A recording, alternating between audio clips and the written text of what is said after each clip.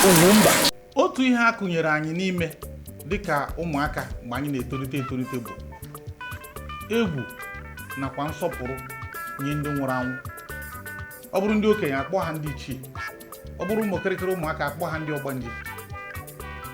Afụnụbeghị m ebe mmadụ nwụrụ ụfọdụ pụta na-achị ọchị. Ọ bụrụ na ị na-achị ọchị, ọ bụrụ na onye iro ị ga na-eme na-ata mmụọ dịka ofu nwoke nnụnụ ọ nwụrụ mgbe ahụ. Ụfọdụ ndị mmadụ gaa n'ebe a madụrụ post ya wee dakwasị ụra, ofu nwoke dakwasị ụra na posta gbaa si nwoke ma imecha nwụọ. Ọ bụrụ na ọ na-egosi na ya na ya adịghị na mma mgbe ọ dị ndụ, mana onye ahụ kwuru onye ya na ya dị na mma. E nwere otu vidio na-akpagharị ugbu a abalị na-abụ kịta o wee bụrụ na e nwere otu nwaanyị nwụrụnụ iko di ya Monica ụta iko di ya ka ya njimarie. Nwanne anyị nwoke bụ Reverend Fada Ejike Mbaka wee were ya wee kwuo okwuchukwu n'ụlọ ụka. O wee na-ede ebe niile kịta. Ọ na-ekwu ndị mmadụ na-asị agwagburu ya agwa. Ịmaka mbezo na ihe Mbaka kwuchara na ya bụ vidio. Onye ọbụla maara na ya na ya bụ nwaanyị adịghị na mma. Anyị niile mana ha adịghị na mma maka ndị nọ nso. Mana enweziri ebe ya bụ okwu bịara daruo. Awesị ka anyị tinye ọnụ n'ụbọchị tata n'ụdị ọ bụzikwa ụlọ ụka ahụ anyị na mma bụ mbụ bụ ihe a. Ọ bụzikwa ndị Igbo ka anyị bụ n'ụdị na anyị maara na ndị Igbo ada akwa onye nwụrụ anwụ emo ma bụrụ nke ime ya n'afọ ụka nọ maka na o mere nke aka nke a ji mee, o mere nke aka nke a ji mee. Ọ bụrụ na ị sonyere anyị n'ụbọchị tata, ama m na ị ga-aghọta ọtụtụ okwu dị iche iche anyị ga-atinye ọnụ n'ụbọchị taa. Dịka m na-ekwu anyị, ihe ọ pụtara bụ na mụ na onye otomọkụ aka m bụ Epetike ndị Igbo n'ebe a, Maazị Chidi Chidera, Epetike ndị Igbo. No. Anyị bịakwa ọzọ taa. I don't need to pray for anything to happen to her. The Lord whom I serve is going to do to her.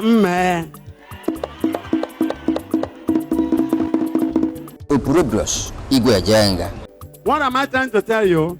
The person, there's no need hiding names because we are calling Meshach, calling Shadrach, calling Abednego. In our case here, that woman called Monica Ota, listen, that one called Princess, she was the person who did all 99.9%, if not 100%, of what made this ministry to close down for 6 months.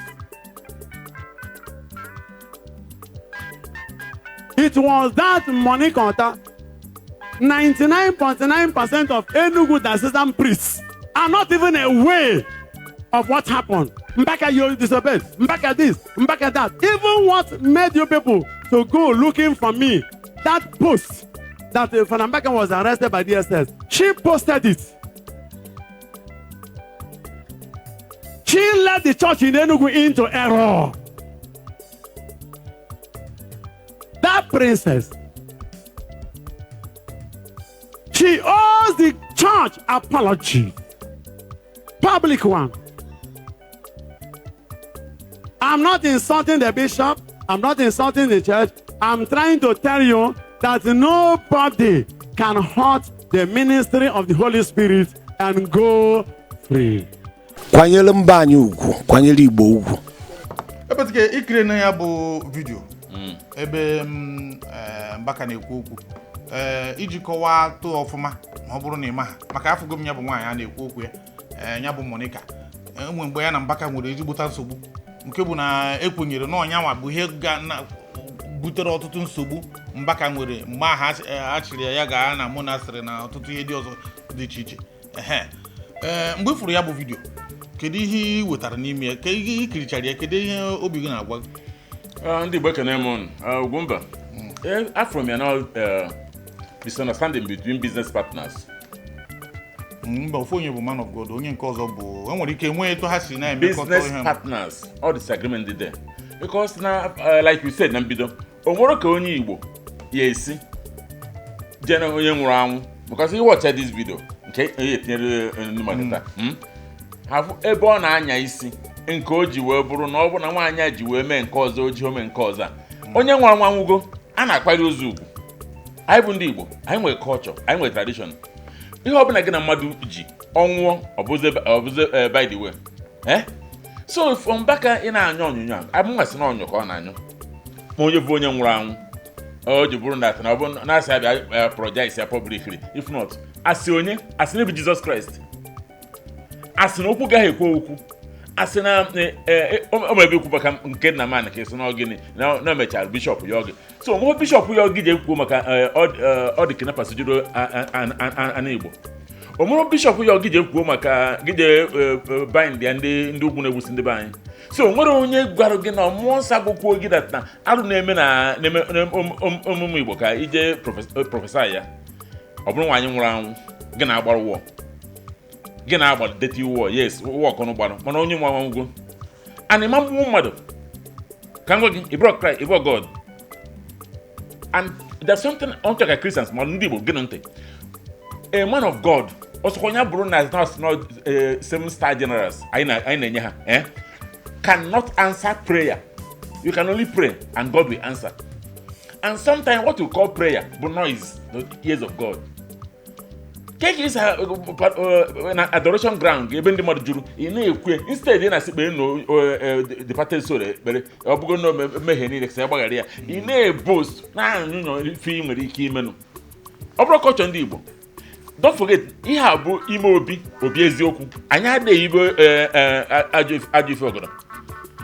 Ana ekiri eketa ndị otu gị mebi ndị ruburu heri ana akwaka. Na gịnị mere? Na mmadụ nwụrụ anwụ. Ndị ọdịghị n'aka. Ọ bụ na ndị ụdị n'aka mgbe ha ese ndị gị topu na siri ike egbu ya. So don't brag. Ị kwesịrị iwe apologize to the public, to the adoration. And ihe ọbụla outside the adoration. What adoration means bụ ịbịa na ikpe ekpere ome ndị nwere nkwupụta eme nkwupụta na ọ bụrụ ka iji na-anya onyonyo je na-eme politics. Ọ dị mma ka ntinyetụ okwu a ebetike nwaanyị a na-ekwu okwu ama m ya. Okay. Onye Abia steeti. Okay. Ama m na enwere mgbe dịka ikwuru enwere mgbe ya na Mbaka gbara wọ ezigbote wọ kwa maka na esi m Akwa Ibom mbọsị ahụ nụcha kepụkepụ etu o si eme nara ekwentị kpọọ ya na ekwentị ọsị m bịa abara m n'ụlọ bịa ihe ọ kọrọ mgbe ha na-asị ejikwe di na onye ejikwedu ebubo buru na ihe o kwuru ka nkụ mgbe emechaziri enweghị m ike iwepụta na vidiyo ahụ maka na ịma na anyị abụghị ihe abụghị gossip program ya UGWUMBA bụ ihe iburite ugwu ndị UGWUMBA ọ bụghị ebe anyị na-eme ka ere ahịa ka e wee katọ afa mmadụ agba m mbọ ka anyị wee nụ n'ọnụ nwanne anyị nwoke Fada Mbaka emechakwara anyị wee mụ na ndị otu ha wee gbaa maka na emecha mba tụpụnyetụ azụ wepụtatụ ihe na ka o wee marụ na ihe a na-ekwu okwu ya bụ ajụjụ ọnụ m kwuru na mgbara nwaanyị na agbara m ya na-ekwu ụfọdụ ihe okwu mgbe ha kpọziri m anyị kpawa kpacha e nwere ofu nna m ukwu a na-akpọ Ikedi isi guzo onye nta akụkọ gbaniterenu Ikedi isi guzo o dị na Vanguard also there about ya bụ nwoke ana m anụrụ ya ihe nke pụrụ iche nke bụ na ihe ọbụla o kwuru ana m anụrụ ya ihe nufego oke enwego mgbe enwere nsogbu ụmụ ihe asịkwara asịghị na ndị a na-ebo ebubo mgbe a na-eme nke ndị egwu ma Gozie Okeke ha ma ndị a niile na-eti egwu ụka ọgbọmpasọ bịara kwuo ihe na a gara mewe ya bụ emere m ya dịka dọkụmentrị chịkọtacha ihe niile wepụta obere nke ihe dịka nkeji ịtọ nwepụta etinye na ihe na ọkụ wee suru ebe niile mgbe abịaziri ma ndị lọya ma ndị nke ndị na-eme ihe na onye ọbụla na-ekwu ọ na-ada mgbe kpọọ ya na ekwentị si ya na ya na-egodo ihe na-eme ọ sị m hapụ na ndị a niile na agụụ na-agụ ma lọya dịrị m akwụkwọ na agụụ na-agụ ya mana ihe m ga-atụkwasị n'uche ihe m ga-eburu n'obi kịta ya chọrọ ịjụ mbụ ofu ajụjụ ya bụ ihe ajụjụ ọnụ vidiyo mme ọ bụrụ na m wepụta ya ọ na-abụnye ugwu ndị Igbo ka ọ na-akwatu ugwu ndị Igbo? Very good question. Ọ sị ma ọ bụrụ na nsa ajụjụ ahụ ọkwa program bụ UGWUMBA ọkwa mma na-aza UGWUMBA na ọ bụrụ na ọ na-ebunye ugwu ndị Igbo m wepụta ya na enweghị ihe na-eme mana ọ bụrụ na ọ na-akwatu ndị Igbo m were ire m bụ eze m ọnụ mgbe m rụziri anyị kpawa kpacha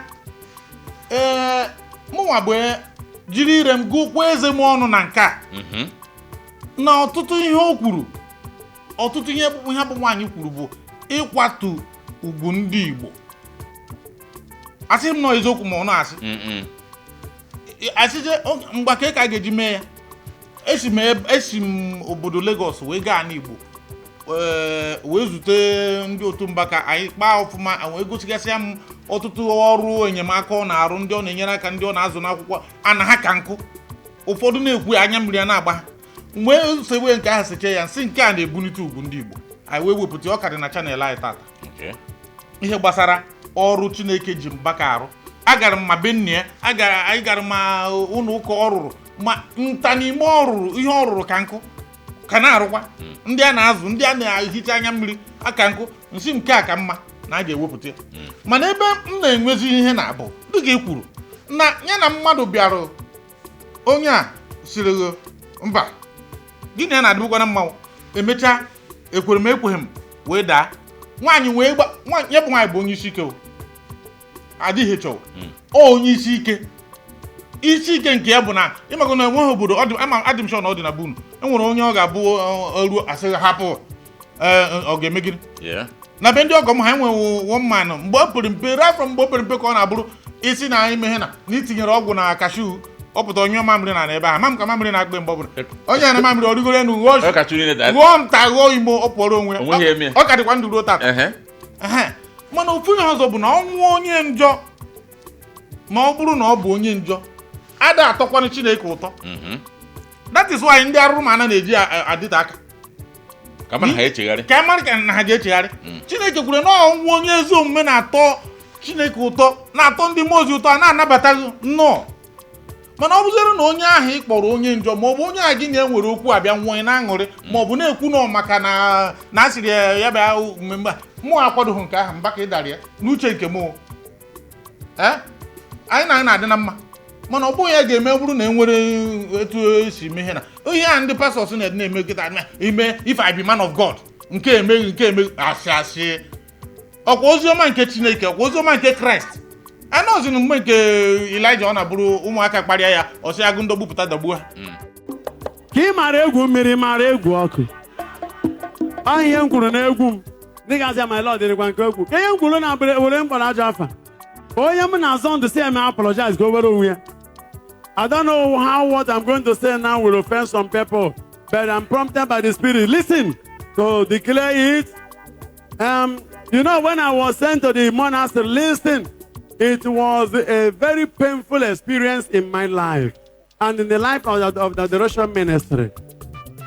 Let me tell you, 99% of the reason why this ministry was closed, 99.9%. My bishop is not aware of it. Now, when she was doing all those things,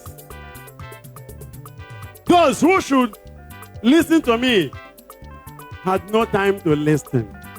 I was like Daniel that time, accused and pushed into the fire, or into the lion's den.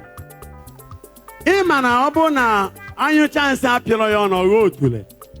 Ihe anu wa iga bigara many amaro. The accusation, the blackmail, the destruction, the harassment, the emotional destabilization, the trauma came from this Monica altar.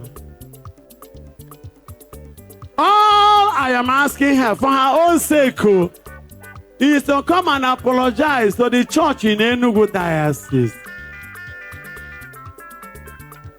Otherwise, she will regret ever being born. Oh yeah, and the pastor na-eme if I be man of God. Nke eme asị. Ọkwa oziọma nke Chineke, ọkwa oziọma nke Kraịst. Anọzinu mgbe nke Elijah ọ na-abụrụ ụmụaka kparịa ya ọsị agụ ndọgbu pụta dagbuo ha. Kịta Jizọs na onwe wuru mgbe a nụkọtara achọ ka atụọ ya okwute. Akwụkwọ nsọ wee sị o wee wezugo onwe ha n'etiti ha. Ọmịa anya efe. Ọkwa Chineke wo. Akwụkwọ nsọ kwuru na mgbe a bịara ịtọrọ ya ka aga gbuo ya na enwere etu o si jụọ ha ajụjụ ụfọdụ ha niile na-daa dịka ndị nwụrụ anwụ. O wee nabatazie n'ụdị mmadụ jụgharịa ha ọzọ ha wee kunye. ma mgbe Peter buru mma makapụ mmadụ ntị nwa be Marcus makapụ ya ntị Jizọs sie mba n'ihe a bụ ihe ederede ihe a bụ ihe ederede mre ma otikwa n'ọbọ oge m tinye mma n'ọbọ na ọ bụghị mgbe mma sinye n'ihe ntị a ka otikwa bak otiekwu ya bak amaghịzi m ka ọ ga-eji bụ kịta ndị ụkọchukwu anyị a na-eyizi anyị egwu touch not my anointed touch not my anointed ihe ọbụla emere ọ bụrụ na enwe onye nke ji m ụgwọ ndị ngawa igbe ọsị m ekwukata nsị enweghị m na ijikwana m ụgwọ ka eke dị na mgbe anyị na-eti egwu m na-akwọrọ m ụgwọ ahụ ọsị m ya kpere m ekpere nsị ekpere bụ ego na manya ọsọ enye m nke fọrọ ọsị na nna akparị ya ịmago ụmụ enwego mentality batara ndị ụka kịta n'isi ndị ụkọchukwu ọkacha mere ọtụtụ ndị mmadụ ji aza man of God ị na-echezi gụwa bụ man of God gụwa bụ servant of God ọzọ bụ ihe na servant of God ka ị kpọrọ onwe ị na-ezie mụwa bụ son of God ị na-abịa enye m nsogbu ebetike kwuru ka m kwuru ya we are sons of God ha bụ servants of the living God then mụwa bụ son of the living God gịnị ka na-akọ ịpụtazi na-eyi m egwu if I be servant of God na nke a ga-eme m na nke a ga-eme maka gịnị ebetike tinye ọnụ n'okwu biko like na-ekwu a sị na Mbaka na sino Ikodie Monica Ikodie na Iku ka ọ bụ Ikodie bụ business partners whether not for good or for bad because na before esegide okwu si okwu to this extent ụmụ gị hụrụ nwe together then nsecha nwaanyị mmadụ mechaa nwụrụ onwe iwe resurrect kwa ya ọ bụ na ịbụ truly servant of God tupu na ihe na-ekwu all the kidnappings dị n'ala Igbo ike ekpechapụ ya all the assassins ike ekpechapụ ya ọ bụkwa na kwukirazi ekpere kịta bịa na Anambra steeti bụ ka o bidokwana bụ ihe mee bifọ ha ebidokwana ịtọrọsị ndị mmadụ kịta na-egbusisi ndị mmadụ biko onite ekpere ahụ nọ ka iwetara anya nwa obere ka ọ bụ na nke gwagwuna unu eyizina onwe unu egwu na-etinye onwe na tight corner nwaanyị mmadụ anwụgo kpatara ụja mmadụ nwụ asị rest in peace ndị Igbo sị ka mkpụrụ obi ezuo ike na ndokwa ọ bụgo past ụnụ kịta ekpọtọkọ ihe niile na something nkịta na-ebe na marriage gị na mmadụ ya yicha asị na onye abụrụgo x echekwa ichi ihe hazito x ihe nkịcha ka x mee gị ọ bụghị ite ma marriage gị mebiri na ọgba aghara onye nwụrụ anwụ bụ x onye nwụrụ na mata wọ gị na ana bụ osi abụna gị na nọ na battlefield nugide ọgụ taa ọ dagbe na ana nwoke onye nwụrụ anwụ ihe asị you can beat a dead horse ya bụzie ya aka maka ihe ekwu ihe abụda taa ụnụ ụka bụ ebe doro nsọ despite na ụnụ je ọnụ turn to business ụnụ emezina ya because na ọ bụrụ na ndị na-eso gị mechaa chọpụta ife dị iche most of them ya hapụ gị ana na-asị ọ bụrụ na ịta ka okwu ka dị na ama ngazi ọzọ onye nwụrụ ekpere obi mkpụrụ ebe ka Chukwu nata na ndokwa ọhụpụ ka ha ngwa eze ekpere ahụ if you na amegheri I pray for a day for a work o mere somebody in respect very very well very too much that was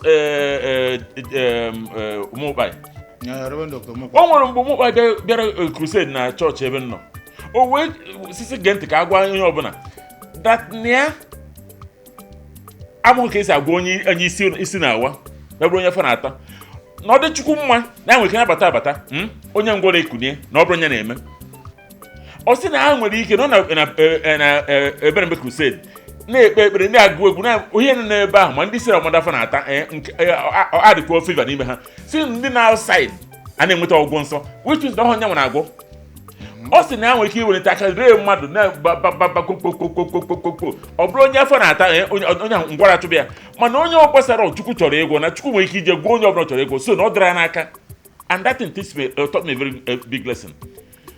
Ngị bụ onye siri bụ God's General na-ekpe ncha ekpere ka ị na-ekpe ihe aza ya aza. It's like somebody that wrote application for loan. Ịmụrụ na eme approve, mụ na eme approve. Ọsọ bụ ndị nwere everything in right place. Submitted to bank.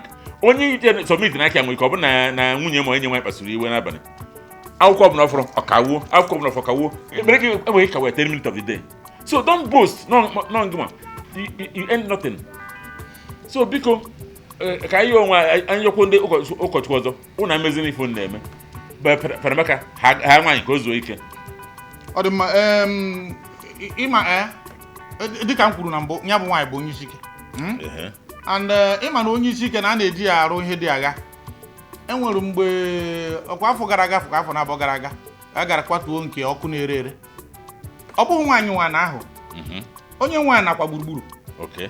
Kama na ya na gburugburu na-adị na mma. And gburugburu bụ onye oji anyị ike mgbe gburugburu na-achị enweghị na-eme ya bụ nwaanyị n'Enugu. Dịka ọ kpọrọ akpọ. Enwere ma nsogbu ụfọdụ gaba. Ịmụ ndị a na-aga eguru nye m kesi. Nwaanyị ada anụ ntị. Mana irukwari n'eluigwe nwere ndị na ma among ụmụazụ Jizọs nwere ndị na-ada anụ ntị. Thomas ada anụ ntị. Ekwu ha na ọchịghị ka mfụ n'anya. Peter jikwara ma je mmadụ ntị mmadụ dobe na ntị. Ị na-ekwuzenu Thomas bụ na mgbe Jizọs bịara mite ụmụazụ ka emechara ihe na ọ bụrụ na nwoke ibe m pụwara egwu jikwa ndị ọzọ ha nọrọ n'ihe. Nwoke ibe m bụrụ mma ya pụọrọ onwe ọ na-atụ onye egwu. So na enwere ndị naturally na ha da anụ ntị. And ndị ahụ nwere amara grace na-eso ha. Ọ bụrụ ha na n'oru mgbe ekwuru na oge ha eruo na enweghị ihe na-eme. Nwaanyị a na-ekwu okwu ya adị m sure na ọ karịa na 60 years. Okay. Ọ bụghị tata. Ya bụ onye na-achị ọchị na onye dị 16 years abụọ nwụrụ. Ọ ga-atọ n'ụwa. So na ọ bụrụ na ọ nwụchuru ọnwụ ike, ọ bụrụ na ị nọkọtarịsị ya na ọ ga-anwụ by 12 noon, oru 12 noon ọnwụọ. Ime nke ahụ ezewe nga eze maka mmadụ bịakwute ministri aga m achị kedu ebe onye na ọ bụzikwa ya Jizọs siri amaghị n'aka ekpe gị tinye aka bụ ihe ịpụtaziri onye ọzọ ha na ntị m mba ọ bụghị maka gị ka ndị ekwu n'iso na ndị isi ike ịma m n'aka nri ezosia eze na-edego n'ọnụ. Ịma na ihe na-eme n'akwụkwọ nsọ bụ na nke ọbụla ị disaidịrị iwere ya. Ịchọ ịdịka Pita ịchọ ịdịka Jọn. Mana ana m ekwu na nkụzi nke Jizọs na New Testament a bụ nkụzi amara, nkụzi mkpegharụ, nkụzi ịhụnanya. Na onye ọbụla na-abịa emezi oke ọkwa Ebuka na Mbaka anaghị enwe ụmụ rigọrigọ na-eme ka ọ na-esore ha, anaghị agbawo na online. Oke enwezi etu ụkwụsị kpọọ Ebuka Obiechi asị na maka na Mbaka nwere special talent. Onye ahụ bụ onye Chineke. Ọ bụrụ na ị gago na village ha Ituku Ọzara agago m ma be nne ya agago m akpọ ma ini nne ya that man nwere special grace. That man nwere ọkpụkpọ oku Chineke nwere n'ime ndụ ya n'ụdị pụrụ iche ada ekwu ekwu. Mana ọ na mgbe ụfọdụ na ọ na-abụrụ mmadụ mee na ọ bụrụ na ị na-agbatakarị egwu mgbaze nke na-adịghị ya ndị ọzọ a na-akụrụ gị aka sụsọ ụdị mmemme anyị na-eme ka anyị ga-anọ gwa gị na nwoke m nke anyị imetazikwa ya. Ị na-emetakwa nke mbụ imetakwa ya. Ndị anyị na-enyere aka ndị ebe anyị na-arụrụ ụlọ, ndị na-akwụrụ ụgwọ ụlọ, ndị na-akwụrụ ụgwọ akwụkwọ, ndị anyị na-akụrụ ha aka ewepụtakwuru m ya kwado ọfụma. Mana ọ kwụfụrụ nke a na-eme asị ụmụ ihe tọch nọta mmanya nọta ịda akwadoghị m ya. Hapụ nwaanyị ya gabara onwe ya. Ọ nwụọna bụ na ọ nwụọna and enweghị onye kụrụ bọtụl n'ụwa. Anyị niile ka ga-anwụ ma nwa na-ekwu okwu ma gụwa bụkwa ụkọchukwu. Ọ bụ na ma Abraham ma Isaac na Jacob ma Elijah ha niile mechara nwụọ. Elijah mechakwuru sef ma ọkpụkpụ ya ka ọ bụ Elisha ọkpụkpụ ya na-agwọ ndị nwụrụ anwụ. Ma ya bụziere anyị nwa bụ ndị nọ na ọgbọ nke a ọgbọ arụrụ ana ọgbọ mmehie mgbe ya bụrụ na anyị nwa nọ na Naịjirịa ka a ga-abịa jisi o nwere onye budo onye ọma sef. Biko ndị a niile na-anụ ọgụ n'ihe na ọ bụrụ na unu mara ọfụma na-amara na anyị adịghị ekwu ya from point of ndị notere aka anyị nọ nso anyị ma ihe na-aganụ. Mana ihe anyị na-ekwu bụ na enweghị onye a tinyere aka n'ike ka a ghara ịrụta nshimo ahụ. So onye ọbụla anọkọtara bịa nwaanyị anwụọna oru mbọsị a ga-akwụ ya abụrụ ya donye n'ala nwaanyị anara onwe ka ọ na-adịghị adabaghara gị na ya. Ọ nwere ndị ọ dabara ya na ya gburugburu rugwo echi ya na ya ka dị na mma. Maka ama m na ibu ka gburugburu rituru na ọchịchị dịka gọvanọ ọ ka na-eso ya na ịga na Facebook page ọ ka na-akwagide gburugburu na-eme ya bụ na ihe o ji gaa kụkasịa ụlọ ọkụ na-ere akwadoghị m ya maka mmadụ imebi chọọchị n'ala Igbo, mmadụ imegide ihe ọbụla megide chọọchị enwere etu anyị si afụ ya n'ala Igbo anyị na-ezeri ezeri. That's why ọ na-eji abụọ da isi asị ga-enyekwana ndị ụka na ana enyere ndị ụka ada enye achịkwa ebe a. So so na ihe ebetike ebiko nwere ihe na-apịachi ka anyị na okwu anyị agụtara aka ndị be anyị once again ekele m na o nwere ihe Ugwumba kwuru ya dị mma ntị mma ụmụnna ike dị na-awaja ịbụ pastọ ị nwere the right ikwu ka o esi webara ministry gị onye nke ọzọ anọghị na ministry gị nwere right ikwu ife ka o esi dị ya mma onye nwụrụ anwụ enwerite gị na n'azụ mgbe ọ dị ndụ ụmụ gbacha wụ n'iru na ya agba o mechie anya unu enwezi emiti ọ kwụsịgo kpata na ife onye nwụrụ anwụ ike abụ na onye na-ezu ezigbo ohi onye nwụrụ na-ezu ezigbo ohi mbọsị ọ bụla ọ nwụrụ ebunata na ayakwa ọ ndị mere wee nwụọ nnọọ n'ike oke o si wee mee ọ bụ ndị be anyị ọ bụrụ bikọs ha mọrọ isi data na ụka bụ ezi ekpere mana onye a zuru ọkọ zuo ewu ka anyị na-adịkị afọ n'ihe anyị na-eme and our utterances and tụmadụ onye ọbụla nwere mantle of leadership not only ebe onye isi ụka o nweta nsị ma na-eme o nweta nsị ma na-ekwu because o nwere ndị so after you nwere ike iji dat na ekwuru wee mebie ife nwaanyị anwụọla Fada Mbaka you have no right to talk to the woman again no right whatsoever hapụ nwaanyị ka o rest in peace ọ bụ na chọrọ ekpere hapụ ya nọ ebe ọ nọ ndị ụkọchukwu ndị ọzọ na-ege ntị ọwụsọ nyenwa most of you ọha afịa ahụ if I'm man of God I will talk omefe ihe emenwu gee ntị omefe ihe emenwu ọ bụ na ụnụ ma na man of God na pawụl na-apụ ike kpewuo na anyị onye ọchịchị na-achị ndị oyibo sisi kpewuo ndị militant ajụ na ka ọ gịnị ka na-akpọ ha ọkwọ ndị bandit kpewuo ndị a na-atọrịsị ndị mmadụ egbusisifa unu emenwuhe ebe ha na-atọrọkwu ụnụ nwa sef ịchọ iwere police escort ịba bụ man of God the guided by angels iwere police escort bụ onwe round nya kwuchisi believers na angel eche gị ewusi anụ dị nke ahụ biko unu ejizi n'ihe eme ọnụ anọ maka ihe ekwu maka ndị adịrọ ndị abụrụ sons of God na ọ bụrụ anyị maka anyị nwa bụ sons ụmụ Chineke onye mụrụ gị onye nyere gị ịbụ servant irigbo ka mara gị na-akpa nkata so biko ihe na ya ọbụla ka anyị kwụsị imedisi na ọ jọgburu onwe because ihe bụ Igbo ka anyị nwere culture anyị nwere ọdịnala anyị nwere nsọ kwa anyị ndị nwụrụ anwụ bụ nwaada Monica Holowinski na Monica biko ka mkpụrụ obi gị na ndokwa fight go your battle imetago ịnago ekenekwe m unu adịmma ndị be anyị n'iji pịachi okwu nke m bụ na ihe anyị ji na-atinye ya bụ okwu ọnụ bụ na o megidere omenala Igbo bụ ịkwa onye nwụrụ anwụ emo meru preaching eche m na ihe akara ịdị na-ekwu bụ ọ bụrụ na ọ chọrọ ime ọ na-agwazi ndị mmadụ onye na-emekwa ya na-erute echi maka na ọnwụ na-echere anyị niile ihe ga-atụ n'anya bụ na mbọchị anyị ga-enyi ya bụ nwaanyị nọọ o nwere ike ịbụ bishọp ga-abịa kpere ekpere nọrụkwa n'isi ebe ahụ si ya na o jebego so ifu na confuse dịmaga so ihe anyị na-ekwu okwu ya bụ ọ bụrụ na e nwere onye anyị na-eso okwu anyị na mmadụ adịghị eso okwu n'ime obi ihe anyị na-eme bụ ka anyị kwuo ya etu o si dị si hapụ onye nwụrụ anwụ ka ọ na-gazuru ike ebetike mana before nacha gị taa ikono ka ngwa agbụ na final one na enwụrụ at age of 120 make a difference na mụ nwụrụ at age of 70 onye nwụrụ anwụ na like ọ gwara gị na nwaanyị at this age ọnwụchizi anwụchu ana mgbe onye nwụrụ ka ụwa nke gburu ọ ka kwụ m onye ọnwụ n'oge like ndị ụkọchukwu kwesịrị ha na-anwụ at age of 35 ka onweke jewe n'igwe ọsịsọ ọha anyị na azụzụ ụwa ọzọ so mgbe ọ bụrụ mmadụ ji wee nwụ akwa na emo ọ bụrụ na ha nwụcha 35 onye a na-ekwu ozi ọma na chọọchị ndị ọzọ